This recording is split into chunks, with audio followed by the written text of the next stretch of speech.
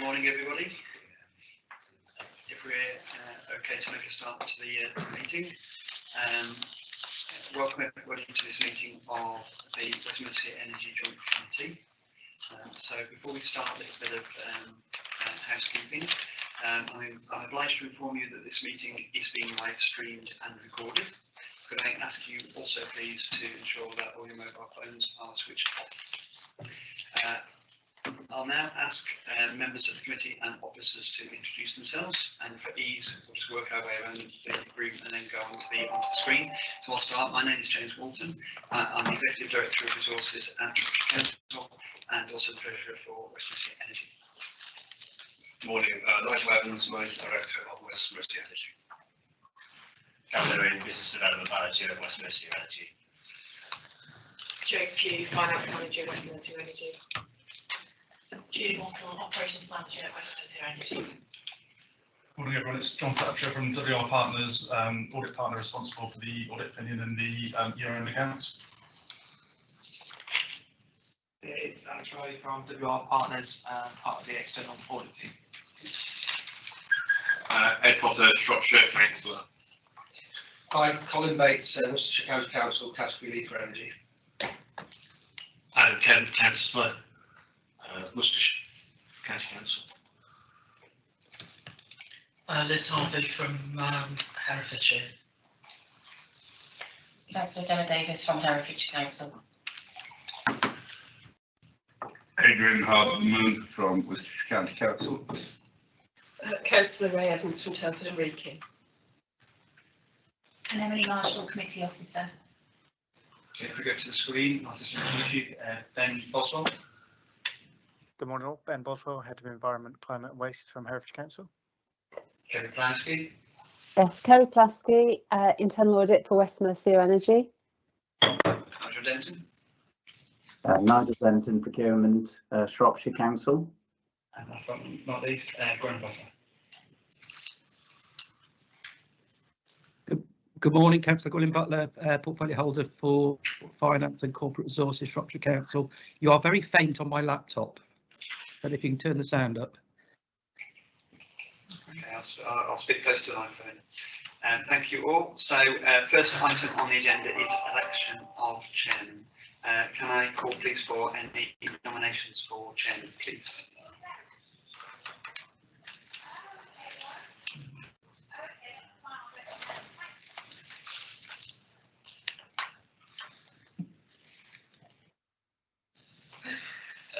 Can I nominate Councillor Liz Harvey from Herefordshire, the Chair?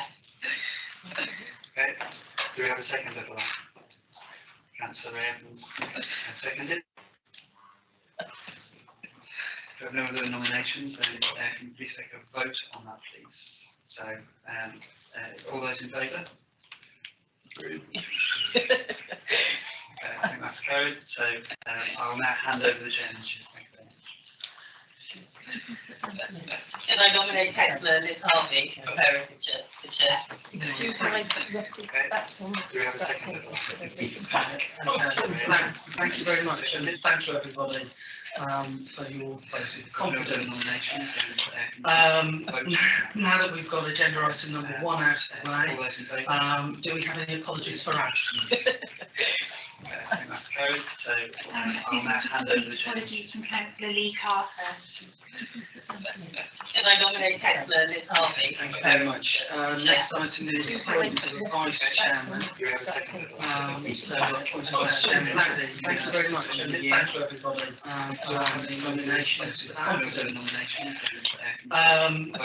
Now that we've got agenda item number 1 out of the way, Nominate do Adam Kemp. we have any apologies for absence? I think that's carried. So I'll now hand. Right, so we have 2 nominations. Any more? Okay.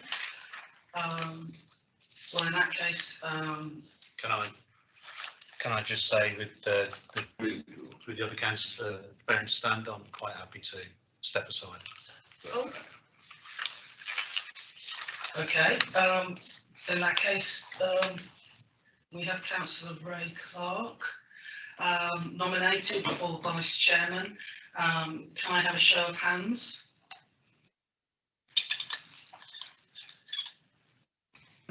Great. Okay, that's you voted in, Councillor Clark. Congratulations. Ray Evans, sorry, sorry. So that's Councillor Evans, Vice Chairman for the coming year. Item number 4, minutes. That's on pages 1 to 4 of the agenda pack that we have. Have we received any queries or corrections to the minutes? Is everybody content with them as an accurate record of our last meeting? Agreed, Chairman. Right, do we need to vote on those? Is it normal to vote on the minutes, or do we just note them? Well, okay, we're voting on them. Okay. So can I have a show of hands to accept the minutes then, please? Thank you. Any against? Any abstentions? Okay, understood. Thank you. And now item 5, public questions. To receive any questions or petitions from the public, notice of which has been given in accordance with Procedure Rule 14. Have we received any questions from members of the public? We received one. Right, is that for reading out? Yeah, so through you, Chair, I'm happy to read out the question and then the judge will provide the answer. Okay, thank you very much. Thank you. So we have one question from Slamir Adam Faber. And the question is Gazprom part of West Midlands, West Mercia Energy's dynamic purchasing system?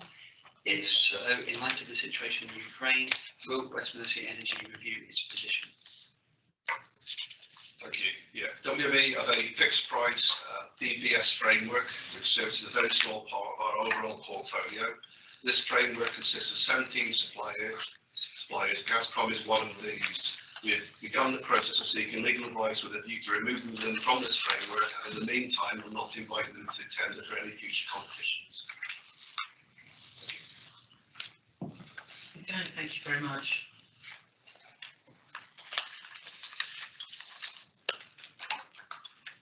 Item number 6, disclosable pecuniary interests. Do we have any disclosable interests for this meeting? No, I hear none. If anybody finds that they bump into anything, just signal as soon as you become aware. Item number 7 then, supplier contracts. And we'll receive a verbal update from West Mercia Energy. Thank you. Thank you, Chair. Quite simple this time. There's no entries to report. Brilliant, I'm whizzing through this agenda. I'm very impressed. Item number 8, external audit plan for 2021-22, pages 5 to 18 in the agenda pack. And we're going to receive another report from West Mercia Energy on this. Thank you, Chair. I think that's set the scene, as it were. Previously, the Joint Committee agreed to continue with an external audit function. This will be the second year of WR Partners conducting the audit, and delighted that John Fletcher and his colleague Alex Riley joined us here today to run through details of the audit plan. So I'll pass you over to John. Thanks, John. Thank you, Nigel. As previously mentioned very briefly, my name's John Fletcher. I'm the partner responsible for the audit opinion that will be in the organisation's accounts for the year ended 31st of March 2022. I'm joined by Alex Riley, who's senior manager on our audit team and responsible for the delivery of the audit. The service plan is included in the pack. I'm aware that you've made swift progress through the first few items, so we'll try not to hold you up too much, but we're aiming just to spend about 10 minutes taking you through the highlights of that pack, if that's okay time-wise, and to take any questions that there might be in relation to the contents. And just to give you a bit of background here before Alex takes us through the detail of it, The audit really commenced in January, so our planning procedures commenced in January. That involved having update meetings with management, reviewing the preliminary numbers, so the numbers available in January with the November profit and loss account and the balance sheet at the end of November. And really with the aim of identifying risks that need to feed into the audit process so that we can properly plan our approach for this year's audit. The document that you've got today essentially summarises the findings of that planning phase, and it's complete barring your approval today. So the purpose today really is to take you through that document and to take any queries that you might have on anything that's in it or anything that might be not in it that you feel should be considered at this stage. So once we've completed this today, got your approval, then that finalises the audit process from the planning phase, and then we move into the field work, which is scheduled in for July. So really at this stage, then I'll pass over to Alex who will take us through the details. Okay, morning all. Within the pack which has been circulated, I just wanted to start on page 10 of the pack, which starts with the identified risks and our audit responses. So our audit is a risk-based approach. So our auditors focus on areas of increased risk, which may contain areas where a misstatement might be more likely to occur. So risks are split between significant risks and elevated risks, with a significant risk at a higher likelihood or a higher impact on financial statements. So within page 10 of the pack, we've summarised the 3 risks applicable to the current year's audit. So 2 significant risks: management override of control and revenue through fraud recognition. These are classified as significant risks, and it's worth me noting that ISA 240, which is a key audit regulation, requires that these 2 risks are classified as significant on all audits. I suppose 2 risks remain unchanged from previous years, and these will be here in future years as well. We have then identified a elevated risk of going concern as part of our audit planning procedures, which John has just mentioned. So this audit risk, this elevated audit risk, is identified by ourselves, and really this is in response to a highly volatile energy sector we've seen over recent weeks and recent months, well documented within the press.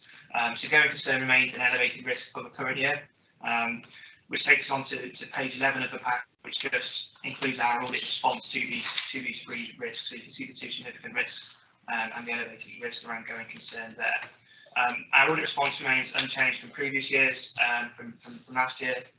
So in terms of the actual audit testing we're performing, that's fairly in line with where we were last year. Our going concern is really the key focus of the current year audit, and it's important for me to note that going concern is based on 12 months from the date of the accounts being approved. So we're looking at 12 months from September 2022, and we will be reviewing management's going concern assessment, reporting back to yourselves in September, and reviewing up-to-date forecasts and management accounts right up to the date we approve the financial statements and the audit reports. So that summarises the identified risks. So over the page onto page 12 of the pack just confirms our understanding of key laws and regulations which impact on the organisation. So as part of the audit process, we are required to assess the impact of key laws and regulations and any non-compliance with those and the associated impacts on the accounts. We've identified these key laws and regulations through discussion with management at the planning stage of the audit, and probably just worth noting that we're not aware to date of any instances of non-compliance or any impact on the financial statements as a result of these laws and regulations. Page 13 also then includes the key accounting estimates, and again, as part of the audit process, we are required to review application of key accounting estimates within the financial statements. Key accounting estimates noted on page 13. These may include elements of management judgment, which therefore may be at risk of management bias, and that's why these to be singled out and reported on. We will confirm our plan testing as noted on page 13 and report back our findings in September. The next page I just wanted to call your attention to is on page 15, which just communicates our materiality levels. So external audit is performed within a materiality level. So misstatements, including omissions, are considered to be material if they could reasonably be expected to influence the economic decisions of users using the financial statements. So if a omission or a misstatement was above this level, we would consider that potentially to impact your or the user's understanding of the financial statements. In terms of how we've come up with this materiality level, we've included some wording on page 15, which confirms that we've used 1% of the average turnover from the previous three financial years. Overall, this gives us an overall materiality level of £505,000. So anything above that level would be considered material to the financial statements. 505,000 is the total materiality levels. We do have a clearly trivial level. So the clearly trivial level is set at 5% of our total materiality level. And in effect, the clearly trivial level is the reporting level we report back on. So any misstatements or omissions above that clearly trivial level will feature as part of our final report to yourselves. Page 16 summarises the workflow and the audit approach. So as John mentioned, we started our audit in January. We are expecting to complete our final audit at the start of July. We would initially hold a meeting with management and feed feedback on our initial findings in July, aiming for the Joint Committee meeting in September 2022 for our findings to be released in the audit report. Final page, page 17 for completeness, just includes our fee basis for the current year, which is just a inflationary increase on the prior year. There's no underlying change in the basis of fees, so that remains in line with previous years. Otherwise, I think that was the main elements to pick up from the report, so I'll pass back to John. Yeah, thank you, Alex. I think Alex has taken us through the high-level points for the document. I think the other thing just to mention there really is that there's no changes in terms of the regulations that drive the preparation of the accounts. The standards that were in place last year are still in place this year. So the accounts, when you see them, will look very much in line with previous years in terms of format and content. So there's no significant changes there. So really, it's just to open up the floor if there are any questions on the document and contents.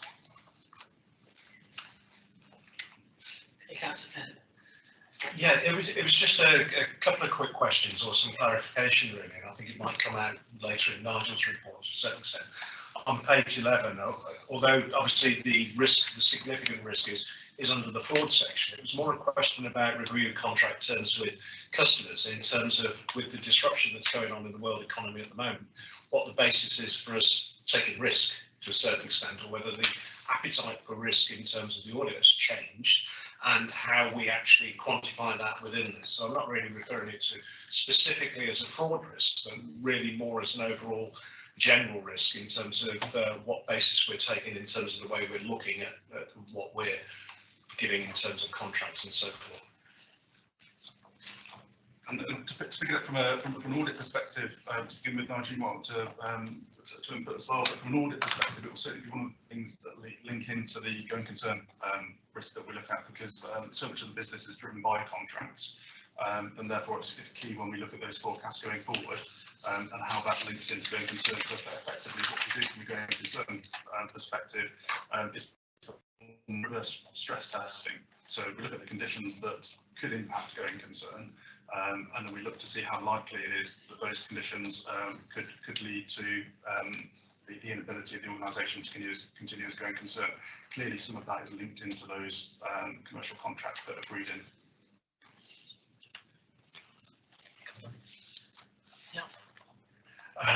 Thanks, and thanks for coming on to that going concern type. I think within the reports we've always been reassured in terms of the situation, the current financial situation.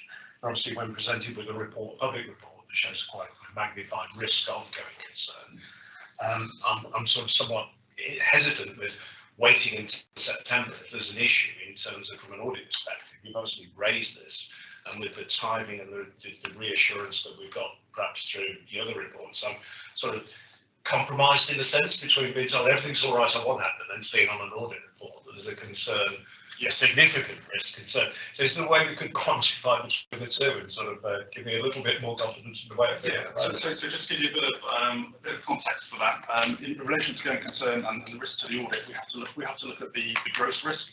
And there's actually, because of the current economic conditions, there's actually our institute says there's a rebuttable presumption that going concern will be an elevated risk on all audits, just because of the uncertainty that's out there in every sector at the moment, and even on from the pandemic, let alone like we look at energy market prices.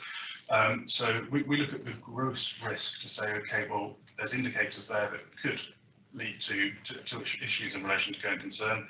As part of the audit, we then look at the net risk, which is actually the controls that the organisation have got in place. And actually that should then reduce the risk. So what we're saying is that there's an area here we need to focus on as part of the audit. We're not saying that we've seen other than what's in the market and in the open public domain. We're not saying we see specific net risks within the organisation. So in terms of the timing of that, as Alex said, we're looking at the 12 months from the date of signing. So we'll be assessing that up till September when the accounts are signed, and then looking at the 12 months from then on. So you're right, there's an element that we pick up now that we continually need to look at throughout the course of the audit, just in case anything changes. Councillor Davis. Yeah, thanks for the walkthrough of the presentation, really appreciate that. I'm sure anybody that watches this will be. Just a query, and I don't know whether this is the right place where it should be, but it would be remiss not to talk about the increased risk of cyber threats and cyber attacks, and I just wondered where that should really be placed, because especially as we're dealing with energy as well, and there's a proposal here that we will be moving away from some of the companies related to Russia, and I just wondered where that would sit. Yeah, fantastic. Thank you. And it's a really good, relevant question. I think you're absolutely right. The incidences of cyber fraud that have occurred in the last 2 years have really increased significantly, and that's partly because of the conditions have allowed that, with people working remotely, some people gaining authorization over emails as opposed to face-to-face interactions. So it creates conditions that allow cyber fraud to flourish, and we've seen that in terms of the instances that are occurring. It very much links in to our fraud assessment. So part of the fraud assessment that we do is to look at the ITGCs, which is the IT general controls within the organisation, and to review the likelihood of those being breached and to assess whether or not they have been breached in the year. Whether they've been breached in the year would impact our assessment on the numbers being presented. The likelihood of potentially being breached could then impact concern, for example. So it's an area that we very much focus in as part of the audit, and we'll report back to you on in our final audit report. Thank you for that.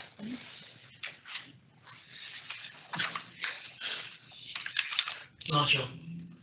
Yes, good question actually. On the cyber side, we've currently got Cyber Essentials accreditation, and we're looking to renew that as well. We've also highlighted as a key area. We're working with Shropshire Council internal audit, the IT team there to review our cyber security as well. So that's a piece of work ongoing at this point. Thank you. Any further questions from anybody? Okay, are we happy to accept the audit report, the audit programme as set out in the papers? Can I have a show of hands, please? Those in favour? Excellent, thank you very much. That's carried. Right, next item on the agenda is internal audit performance report. So that's on pages 90 through to 44 in the agenda pack. And we've got Kerry Pulaski to give us the detail on that. Kerry, over to you. Thank you, Chair. Yes, Kerry Pulaski, internal audit for West Mercia Energy. This is about what we've completed to date in terms of the audit plan. And there are 3 pieces of work completed, and we can give you good assurance in terms of the financial controls, debt recovery, corporate governance, including risk management. And the details of these and the objectives that we looked at are in the appendices to the report. I can confirm in respect of information technology, we are working on a cyber control security health checklist with Nigel and the team, and we're reporting this to your next committee when that's finalised. In terms of procurement, instead of the standard procurement review, to stay flexible and agile with the business and following a request from the Section 151 officer and the managing director, we've conducted a health check on the controls in place, but to keep the 4 financial officers from the different authorities appraised of the trading position, given the extreme fluctuations in the energy market.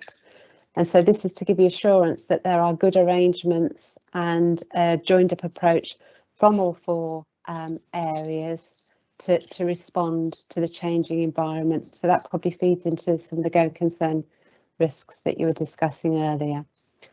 So we're on target to deliver our plan. The paragraph 6.6 gives you an overall picture of the assurance opinions to date and the recommendations delivered. And as I say, a very strong assurance in the systems that we've reviewed to date. I'm happy to take any questions, Chair. Thank you. Right, members, any questions on this? Up and down the table, I've got lots of shakes of heads. Excellent report, good assurance there, Kerry. Thank you very much. Anything from the West Mercia Energy side of the run on this? No? Excellent. Well, thank you very much for that report. Can we have a show of hands in terms of approving it, noting it? Thank you. That's everybody. Moving on. Internal audit strategic plan for the coming year, pages 45 to 48. Carry again. Thank you, Chair. This is looking forward to the work in 22-23, and when we considered the plan, we discussed this with the Managing Director of West Mercia and the Section 151 officer, and agree the key coverage. So in terms of the overall plan, you'll see it's set out in Appendix A. It shows the rough areas that we'll be looking at across financial systems, procurement, IT systems and governance. What I would say, as in this year, as things change, we can stay flexible and agile, and as the risks change, we'll be discussing with Nigel any movement in the work that we plan to do next year. But that gives you a heads up in terms of the areas initially. Thank you, Chair. Thank you, Kerry. Any queries on the internal audit programme? Balance of it across the areas? No? Okay. Well, in that case, again, thank you, Kerry, for this plan for the coming year. Can I have a show of hands in terms of approving it? Thank you, that's unanimous. Next agenda item. We're on to agenda item 11 now. So anti-slavery and human trafficking statement for the current financial year, pages 49 to 52. Nigel Evans, this is with you. Thank you, Chair. So back in September 2017, the committee approved our anti-slavery and human trafficking policy, and annually I bring the transparency statement to this committee and seek delegated authority to approve it post the year end. The statement is set out on page 51, very much similar to our previous years. As I say, it's in draft form because we haven't finished the financial year as of yet. So I'm asking for delegation to approve it post year end. Not expecting any changes to it, Chair. And once we get past into April, we'll publish it on our website. Happy to take any questions. Otherwise, I ask the committee to approve the transparency statement and delegate authority to me to approve it post year end. Thanks, Chair. Any questions from committee members? No. Well, thank you for the statement. Thank you for the look at it in draft. We've got the recommendations to approve the draft and to delegate authority for publication. So I'll take those two together, if everyone's happy with that. Can I have a show of hands in favour? Thank you, that's unanimous. Right, moving on. Risk management update, pages 53 to 62. And Nigel Evans with you again. Thank you, Chair, again. So, I suppose highlighting this management update.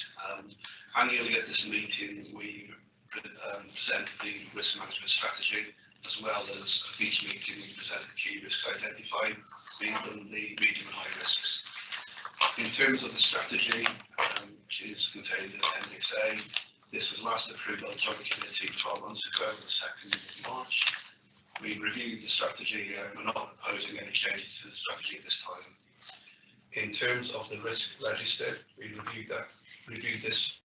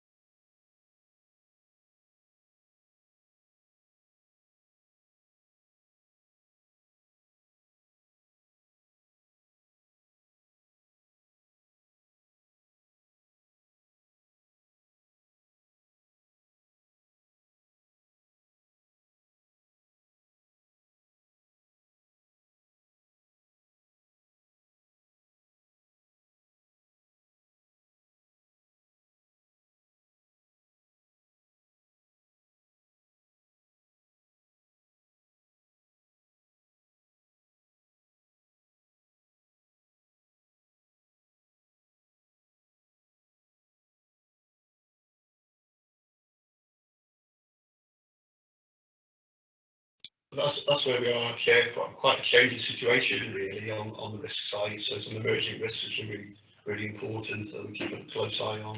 But happy to take any questions. Yes, thank you, Nigel. Could I start off asking a question myself? You've highlighted in the report and in your summary of it the issues reference risk number 3, delays in customers completing new contracts resulting in high year-on-year price rises. Forgive me if I should know this already, but when a customer signs up very late and you're not able to, buy far enough forward for them because you didn't know you were going to have their business, does the risk, if you like, in terms of the higher energy prices that they're paying sit with them, so it's not spread across the customer base? Clearly, the later a customer leaves it to sign up with you, the more inevitable their high price for energy risk becomes, and therefore, presumably, it could look advantageous for them to look at a competitor who might be offering them, on the face of it, something that was looking less pricey than the advice that you're providing for renewal of contracts or sign up for new ones.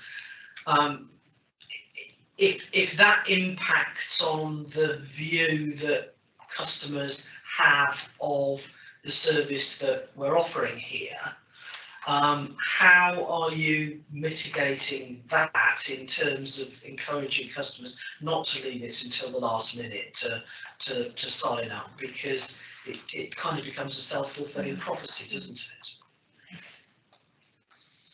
Thank you, Chair. Really good question. We've had 2 local authorities that we've been in dialogue since the summer of last year. One actually contracted in December, but took the view not to ask us to trade until Q1. So we've had regular communication with them and run a strategy specifically for them.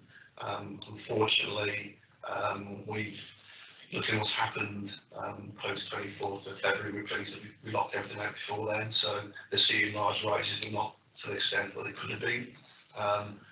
What I would say, the same client left it to the last minute 3 years previously and actually benefited.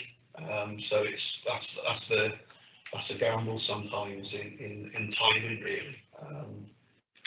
The other customer, they had a delayed cabinet decision, so it actually went into the cabinet in late January, mid-January, and we only gave the actual contract on the 14th of February.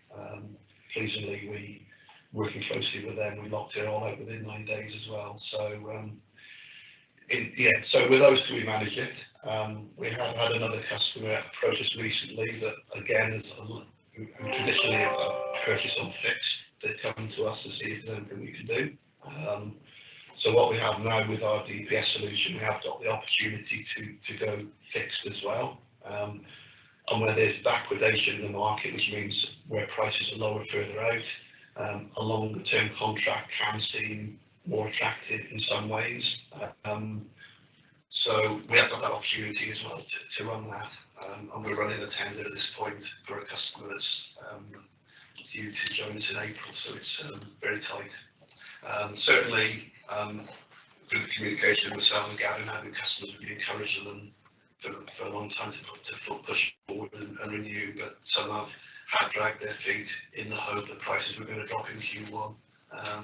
But certainly for the renewals for the following year, customers are cracking on and renewing a lot sooner, I think. I'm going to see what's happened this year. Thank you, Chair. Thank you. Questions from the committee? Councillor Clement. I've got quite a few, so somebody else wants to. If somebody else wants to intercede in the middle, please be my guest. We'll see how we get on, and we might give you a break. Thank you. Obviously, we've seen the domestic market completely broken in terms of the price cap that the government's introduced, which has basically eliminated a number of players from the market. And it has massively, even on the domestic side, reduced the competition in terms of the number of deals that are available. Has that had an overall effect on the commercial market as well, where some of those players that have gone into liquidation or ceased trading affected the scope in terms of the options that you have available from different companies? Because certainly looking at the government's just announced that the cash share for bulb is going to be massively more than they actually anticipated, which is obviously going to be picked up by the taxpayer. So I'm just wondering how that's affected your available market to a certain extent from the commercial side. Thank you. In terms of our framework provider, we work with Total Energies. They haven't got a footprint in the domestic market, so we haven't seen any issues with them. In terms of where we have exposure to a wider element of suppliers, that's not our DPS solution. To be fair, the number of tenders we run are limited. And most recently, when we run a tender, many suppliers have been reluctant to quote because of the fluctuations in the markets, really, rather than because they've got a problem with the domestic side. So really, we haven't seen significant effect on our supply base. Yeah, thanks for that. I mean, just coming back from my own experience, having seen the home energy contract, I think with Octopus, which are obviously very innovative in the way that they operate and what they're doing. Then having a renewal come from the commercial side, I can see who's paying for the price of the energy gap, and it's businesses and the councils and everything else in terms of the energy they're paying, because I think our standing audit quote came through at like 90 pence a day compared to what it was previously.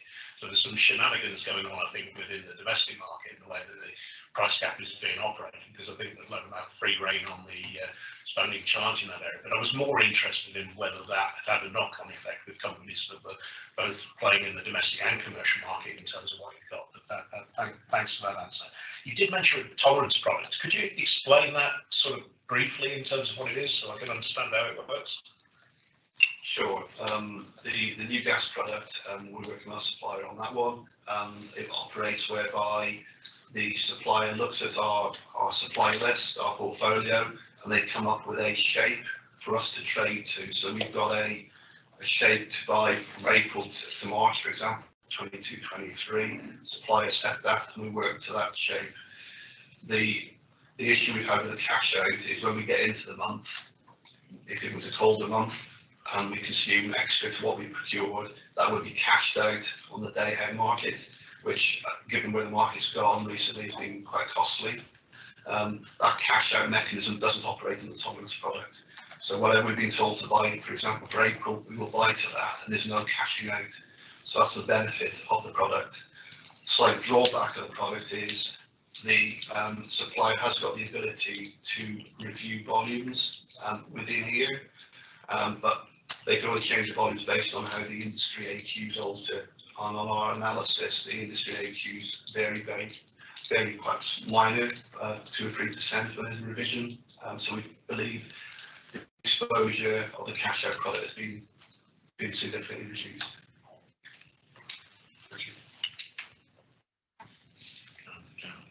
Yeah, thanks for that, and thanks to the Met for another winter, I think is probably the other thing from our perspective, isn't it?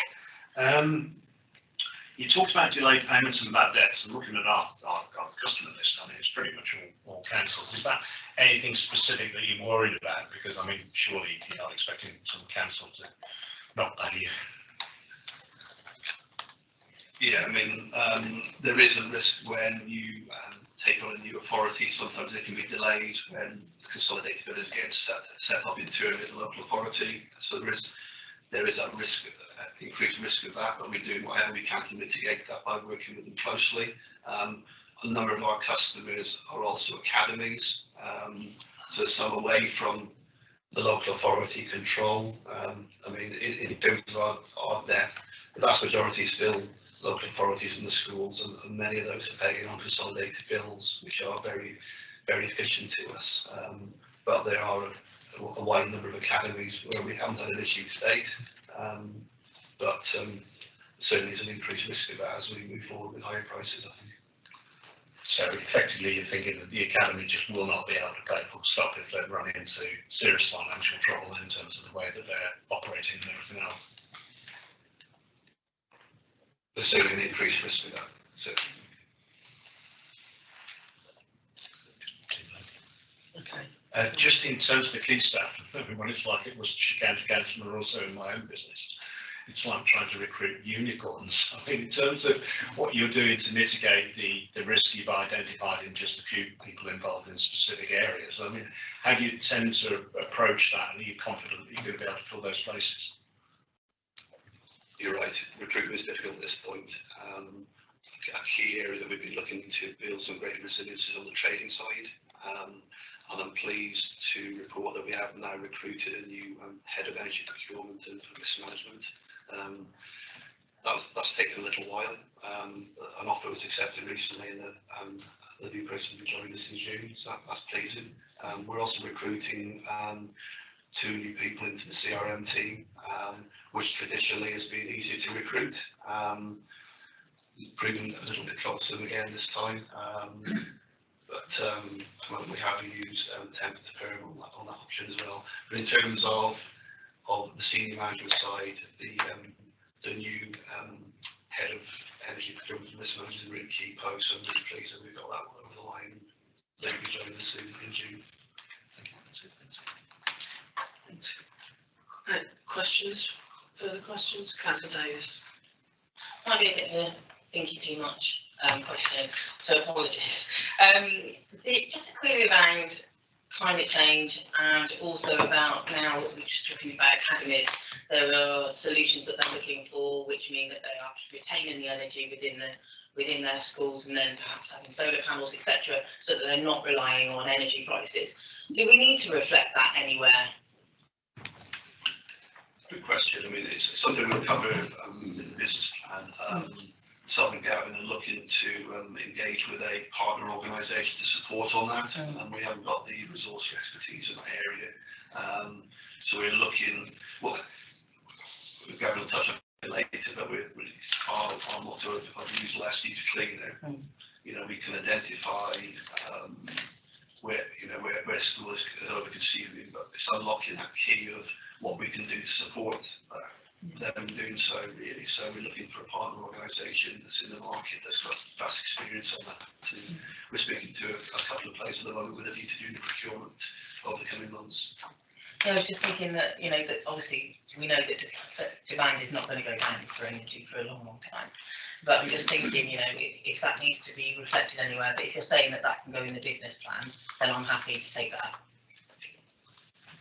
There's a risk for it within the risk register, it's need to be less than needed for this one.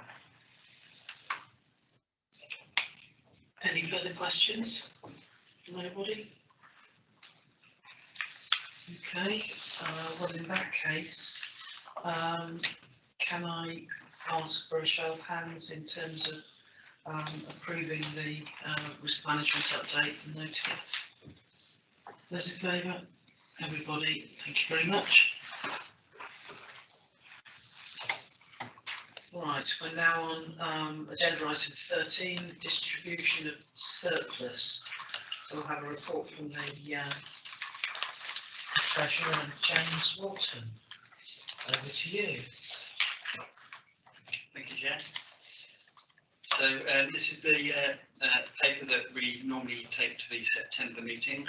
We took it last year and agreed to defer it through to the end of this year.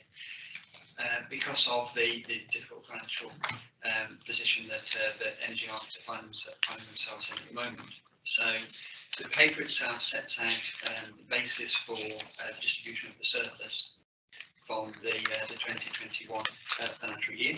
The arrangements are that the general fund balances, as at the end of the year, are calculated, and then which obviously profits over the year, and then a retention is deducted from that to provide a surplus. The retention has been identified in section 6.1, which is around £794,000 capital at risk element, and then a general element which is usually there for £100,000. So that 894 is deducted from the 1.47, which was the accumulated surplus, and that provides 576,000 for distribution. So that retention figure is adjusted over the year on the basis of the information we picked up from the markets, and the actual distribution has been delayed for the purposes of ensuring that the cash flow within the business was sufficient. Now, where we've the point we've reached now is that we're very close to the end of the financial year, and under normal circumstances we would therefore be comfortable in terms of making that distribution. Given the heightened risk within the markets that's been discussed, and given the fact that there is still a couple of weeks to go where we could have a very cold snap, and that could therefore impact on surpluses in the year, then the recommendation is to wait and make that wait for the final updated volumes figures for March, and then as necessary adjust the retention figure and then make a distribution at the start of the next year. In addition, we've also had a change to the distribution formula, so that's set out in section 5.2. So that formula has been taken back to each of the owning authorities for executive approval. As at today, there's approval from Herefordshire, Shropshire and Tottenham region, but at the time of writing, we haven't had confirmation that Worcestershire County Council have approved the distribution process. So the recommendations, therefore, are set out to approve the retention, to delegate authority to make the final distribution based on approved cash flow for the current financial year, and then to make the distribution once we have the agreed distribution formula from each of the member authorities to enable us to do that. So I'll leave it there, Chair. I have to take any questions. Okay, thank you very much. Do we have any questions? Yes. Councillor Kent. What is the position if WCC don't approve this in terms of the revised distribution method? So as it stands, we have 3 of the owning authorities have agreed one distribution method, and 1 of the owning authorities that is still agreed on the old distribution method. The way that the joint agreement is set out, my understanding is we need to get 4 authorities to agree. So the options that I can see are either that Worcestershire agree to the revised, that the 3 other authorities agree to go back to the old, or a new methodology is identified. There are the only 3 options I can see. Okay, well, I've got a question then. As Herefordshire councillors, we were advised to our cabinet that this agreement, this changed profile, needed to be agreed by October last year. It was something that was discussed amongst the 151 officers in February last year and agreed as being recommended to the 4 authorities. What's the delay in Worcestershire, and when is it likely that an agreement will be arrived at? From my point of view, which is a purely political view, it's under consideration at this particular point in time, in terms of whether we are going to accept this or not. I think really looking at what the officer has said, really there is a choice that we either go back to the previous method or wait a while. Obviously, I think this was supposed to have been dealt with in the September meeting, I think, perhaps, as you mentioned, and obviously that turned into a difficult meeting in terms of obviously with COVID and so forth. But I think as it stands at the moment, it's in abeyance. Timescales? I'm sure we can probably come to a conclusion or a decision in terms of what we're going to do within the next week or 2. Councillor Davis. Forgive me, I know I was at the meeting, but I can't remember. Years a long time. Was it not accepted by all four authorities in here that it was we were recommending that this was accepted? My recollection is that the officers all agreed to the new methodology. That was then taken back to each of the authorities to gain the relevant approval. And while I can't recall that there was a positive affirmation of the new distribution methodology at that meeting, there was certainly no contrary argument to that. So I think the assumption within the room was that all the authorities would be agreeing that revised methodology. Thank you, I was just trying to remember. Thank you.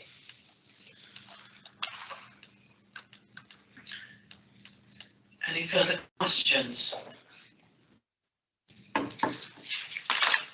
Okay, well, we have 3 recommendations here, and I think in this instance, I'd like to take them one at a time and have us vote on each of them separately.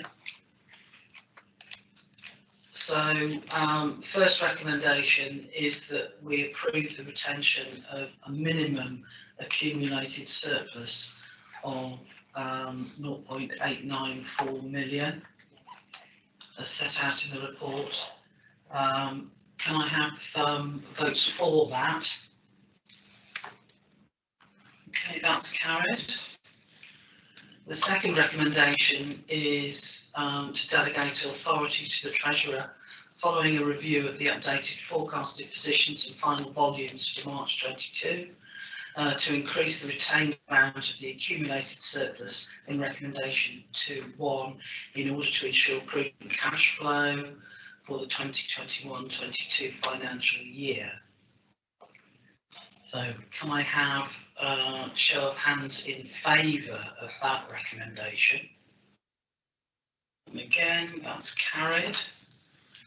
And the third recommendation is to approve, once the Treasurer has exercised the delegation in recommendation 2.1b, the distribution of the remaining accumulated surplus up to a maximum of 0.576 million following the deduction of the retained amount in accordance with the revised distribution method under the amended provisions of the joint agreement. This is subject to the formal approval of the revised distribution method by Worcestershire County Council, the remaining member authority to do so. So this would be approving distribution subject to Worcestershire agreeing to the revised distribution method. So can I have indicated votes in favour of this? Against? Abstentions? I could just give us some clarification as to what we would be agreeing, whether it's actually possible given the situation over in Worcestershire. So, if I may, Chair, as I say, there are those 3 options available. As it stands at the moment, if we don't get the agreement from Worcestershire, then we will not be able to make a distribution, so there will be no distribution going to any authority. What we would then be doing is trying to, once again, find an alternative approach. Now, as 3 of the authorities have agreed that approach, as far as their executives are concerned, that decision has been taken. So we would need to understand the basis for going back and asking each of those authorities to change that basis. But clearly, if Worcestershire don't agree to the methodology that the other 3 have agreed to, we're left in a bit of a position where we're unable to make the distribution at this point in time. Okay, Councillor Kent. Would it be theoretically possible for me to move an amendment that in the event that Worcestershire don't agree to this, that the previous distribution method is utilised? Thank you, through you, Chair. My understanding is no, that wouldn't be possible because The Joint Committee have no formal decision-making powers in relation to that. That's why that's why it has to keep going back to the executives of each of the owning authorities. So it's a slightly difficult situation because the assumption within the arrangement under the partnership arrangement is that four authorities would agree a way forward. That there isn't really a methodology for dealing with anything other than agreement. Councillor Clark. Sorry, Evans. God, dealing me. So, apologies. Councillor Evans. Just to build on what James is saying, we took this to full council. So it's been through full council and accepted at Telford and Wrekin. So there's a governance issue about how we reverse that. So it's not simple, even if we wanted to.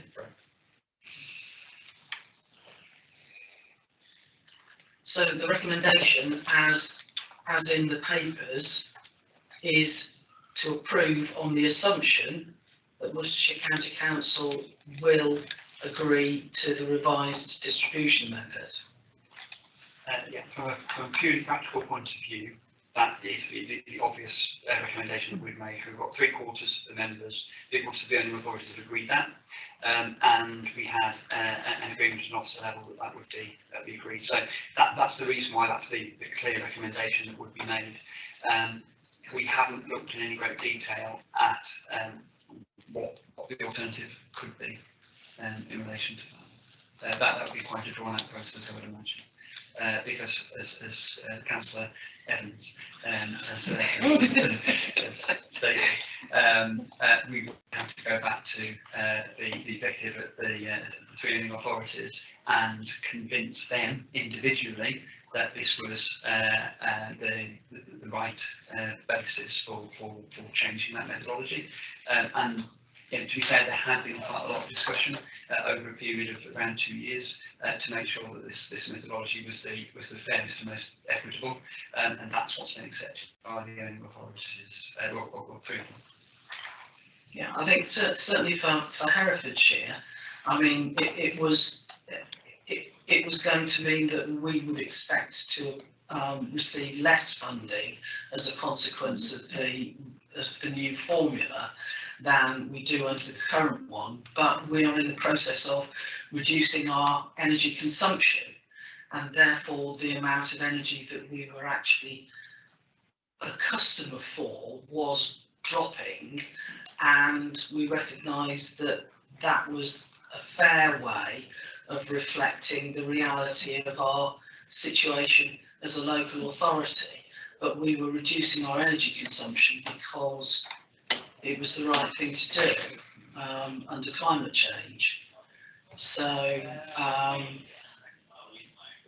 that was the rationale under which we recognised it was a more appropriate way for us to proceed.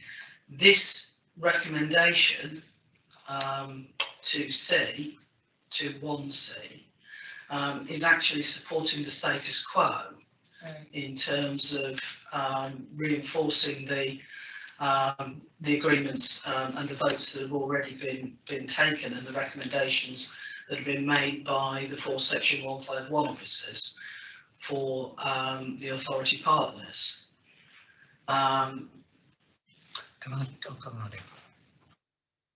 Councillor Kent.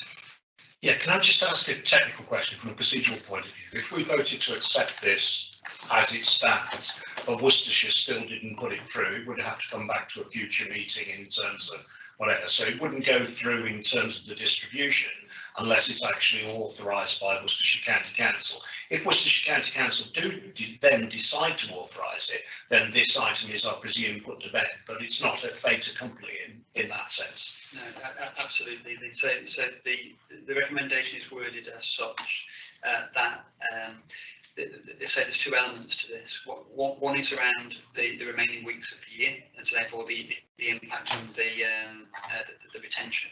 So there's an assumption that we wait until the end of March to look what that retention would be, and then that allows us to identify what the maximum level of distribution. So that figure would be calculated, and then with the assumption that Worcestershire County Council then approved the revised methodology.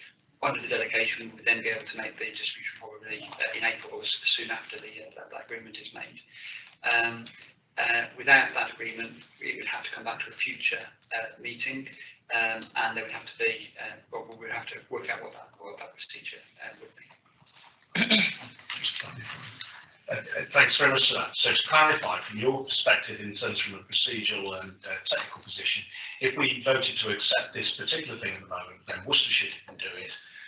It wouldn't prejudice the position of Worcestershire in terms of the fact that they haven't put it through. We would then have to have another negotiation that would have to go back through all of the councils in terms of approval to do it. But if we do put this through today, then at least if Worcestershire do agree to it, then the item is put to bed. Absolutely, yes. If that's agreed today and Worcestershire then agree, the distribution will be made. If Worcestershire then don't agree, we're still in the same situation, we can't make a distribution. So this assumes that Worcestershire has its Ron seal moment and joins everybody else in agreeing with what the Section 151 officers have recommended. Okay, can I, seeing as nobody voted on anything, can I go round the boil on this, please, and read the recommendation out again? The third recommendation is to approve once the Treasurer has exercised the delegation in recommendation 21B, which we just voted on, the distribution of any remaining accumulated surplus up to a maximum of 0.576 million, following the deduction of the retained amount in accordance with the revised distribution method under the amended provisions of the joint agreement. This is subject to the formal approval of the revised distribution method by Worcestershire County Council, the remaining member authority to do so. So, can I have a show of hands for those in favour of that? Okay, that's 1, 2, 3, 4, 5. And those against? Any abstentions? One abstention. Okay, with that, that is carried. And that takes us now to item 14, which is the exclusion of the press and public prior to us going into closed session. So to consider a resolution under section 100A of the Local Government Act 1972, proceedings in relation to the following items shall not be conducted in public on the grounds that they involve the likely disclosure of exempt information as defined by the provisions of Schedule 12A of the Act. Can I please have a show of hands in favour of exclusion of the press and public? That's unanimous. Thank you very much. Right, we need to clear the room then. Thank you. Just to confirm, the live session's ended now.